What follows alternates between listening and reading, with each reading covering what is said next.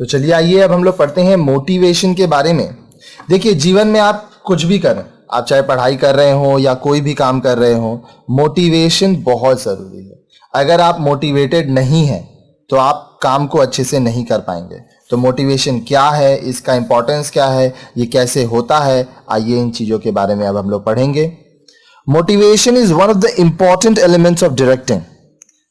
काम को दिशा देना, डायरेक्ट करने के लिए मोटिवेशन बहुत जरूरी है। Issuance of proper instructions or orders does not necessarily ensure that they will be properly carried out. आप अपने एम्प्लॉयज को अच्छे से इंस्ट्रक्शन दिए, अच्छे से ऑर्डर्स दिए, तो ये ज़रूरी नहीं है कि जिस हिसाब से आप इंस्ट्रक्शन दिए हो या ऑर्डर दिए हो उसी हिसाब से एम्प्लॉयज काम करें। It requires managers to inspire and or induce the employees to act and get the expected results. अब जो मैनेजर्स होते हैं वो अपने एम्प्लॉयज को इंस्पायर करते हैं, इंड्यूस करते हैं ताकि वो अच्छे से काम करें, क्योंकि एम्प्लॉय जितना अच्छा से काम करेगा, एम्प्लॉय जितना काम के प्रति उत्साहित रहेगा उतना अच्छा से वो काम करेगा। ठीक है, तो एम्प्लॉय को प्रेरित करना, उत्साहित करना ये जरूरी है।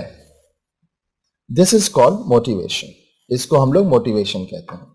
It is a force that inspires a person to work to intensify his willingness to use the best of his capabilities for achievement of specialized objective.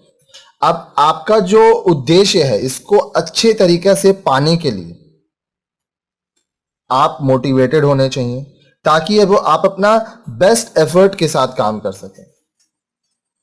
It may be in the form of incentive like financial, such as bonus, commission, etc., or non-financial, such as appreciation, growth, etc., or it could be positive or negative. Basically, motivation is directed towards goals and prompt people to act. तो देखिए क्या बोल रहा है कि motivation कैसे किया जा सकता है लोगों को। आप उनको इंसेंटिव दीजिए फिनेंशियली, आप उनको बोनस दीजिए, इंसेंटिव दीजिए, कमीशंस दीजिए, तो एम्प्लॉयज़ खुश होके, मोटिवेट होके काम करेंगे, क्योंकि उनको पता रहेगा कि वो जितना ज़्यादा काम करेंगे, जितने अच्छे से काम करेंगे उतना ज़्यादा उनको रिटर्न मिलेगा।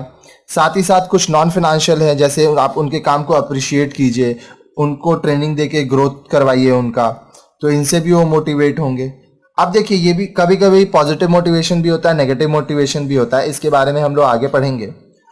तो हमेशा याद रखिएगा मोटिवेशन का ऑब्जेक्टिव क्या है कि आप लोगों से काम करा सके, उनके बेस्ट कैपेबिलिटीज के अनुसार काम करा सकें उनसे।